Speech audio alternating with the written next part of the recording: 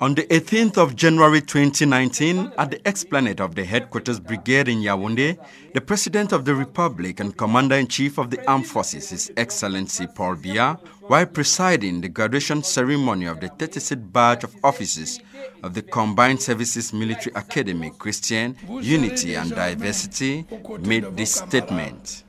Vous serez désormais aux côtés de vos camarades. Together with your comrades, you will henceforth be the shield of your country.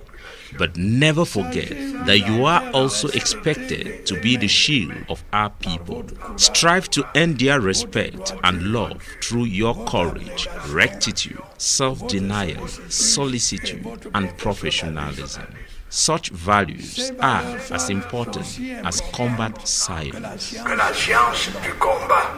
For the concerned soldiers of the Cameroon Defense Forces, these directives from the President of the Republic repeatedly reiterated have the value of a mission letter and permanent order. In the mind of the Commander-in-Chief of the Armed Forces, any security action, whether territorial or environmental, only makes sense if it is carried out with respect for the physical and moral integrity of people and property. In this essence, therefore, this resolutely humanist posture irrevocably renounces just as much as it condemns in an absolutely firm manner to the mere idea of collateral damage. The human person is indeed too sacred to pass by losses and profits.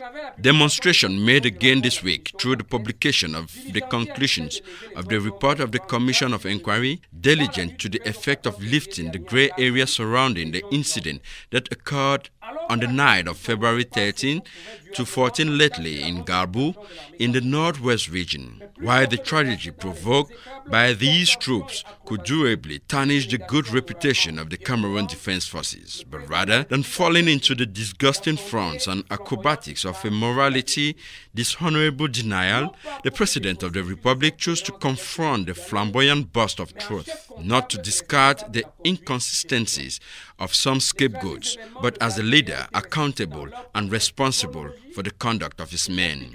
The tragic event of Ngabu having been put into context and chronology, the implications at various levels having been established, it remained to give them the follow-up they deserve. This was done on the one hand by granting reparations to the deceased family, and on the other hand by arresting and bringing the accused soldiers before the competent disciplinary bodies. For that it took courage, not that which involves invading others, but the courage which is to face unworthiness at home.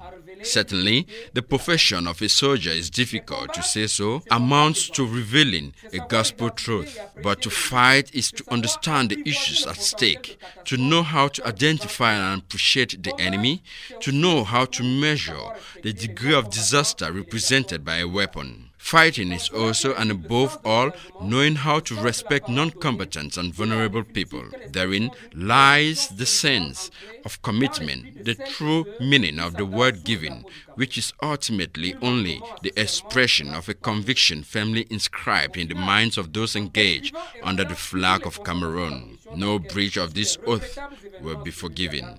In the end, by prescribing and making public the findings of the Commission of Inquiry into the regrettable event that occurred in Gabu, by ordering proceedings against the perpetrators of the tragedy, by restoring those entitled to their rights, the President of the Republic and Commander-in-Chief of the Armed Forces will have only administered a maestral lesson of loyalty to the protective institutions of the nation, a maestral lesson in humanity towards our population, a vigorous call to order to our defense forces.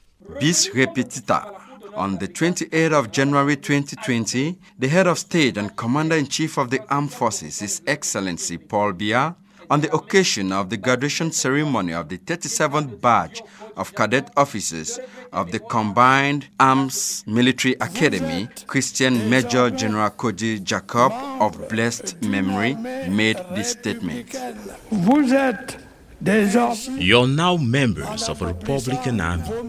Accordingly, in performing your duties, you must respect human rights and be defenders of the well-being of your compatriots. I also urge you to always work in synergy with them and to provide them assistance whenever necessary. Such is one of the conditions for the success of your missions. This should be clear to everyone. See you next Saturday.